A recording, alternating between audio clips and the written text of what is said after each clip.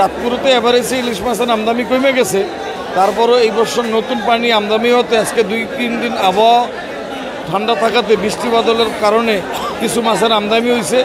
তবে অন্যান্য বছরের তুলনায় এবছর মাছ কম হইলেও এর মধ্যে আজকে অনেক একটু ভালো আমদানি হয়েছে। পরে 400 মনের কাছাকাছি মাছ আমদানি হয়েছে আজকে, 400-450 এরকম হইতে পারে।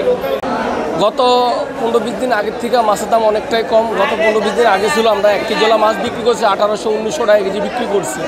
এখন আমরা মাছ কিছু আমদানি হওয়ার কারণে আমরা 1 কেজি মাছ বিক্রি করতেছি 1500-1550 টাকা কেজি বিক্রি করতেছে 1 কেজির উপরে। আর 800-900 গ্রামওয়ালা মাছ ওই যে 15-20 দিন আগে বিক্রি করছে 1600-17 টাকা, আর এখন বিক্রি করতেছে 1300-1350 টাকা কেজি। তা আশা করি সামনের দিকে মাছ যদি আমদানি হয় তার দাম আরও কমার সম্ভাবনা বেশি। আগের তুলনায় মাছের পরিমাণ বাড়ছে আমাদের আড়তে। আপনার এর ভিতরে 901 কেজি ওয়েটের মাছের পরিমাণটা বেশি, বড় মাছ ওই তুলনায় নাই।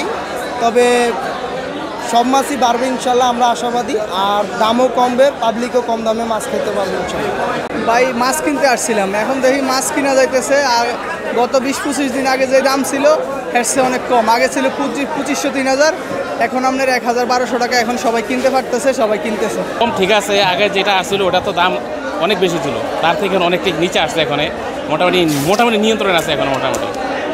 এখন বর্তমানে রেট দেখলাম, আমি জিজ্ঞাসা করলাম একজনকে 1650 টাকা বলছে 1 কেজি ওজন, যেটা 1650 টাকা।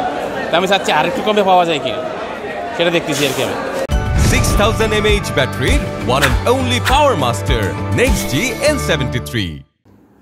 পরিভ্রমণশীল স্বভাবের ইলিশ মাছ সাধারণত গভীর সাগরে বসবাস করলেও প্রজনন এবং খাওয়া দাওয়ার উদ্দেশ্যে তার প্রধান নদ নদী পদ্মা মেঘনা অঞ্চলে এসে থাকে।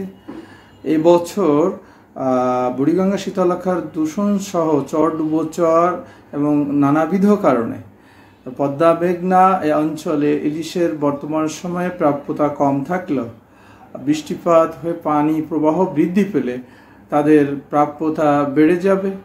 ইতোপূর্বে যেহেতু ইলিশের প্রজনন সফলতা 52.4% ছিল, সেটার কারণে যে পরিমাণ জাটকা ইলিশ জনতায় যুক্ত হয়েছে তাদের যথাযথ সুরক্ষা দিতে পারলে আশা করা যায় ইলিশের সামগ্রিক উৎপাদন 6 লক্ষ মেট্রিক টন ছাড়িয়ে যাবে এবং ইলিশের প্রাপ্যতা বৃদ্ধি পাওয়ার কারণে সাশ্রয় মূল্যে তখন ভোক্তা সাধারণ ইলিশ পেতে পারবে।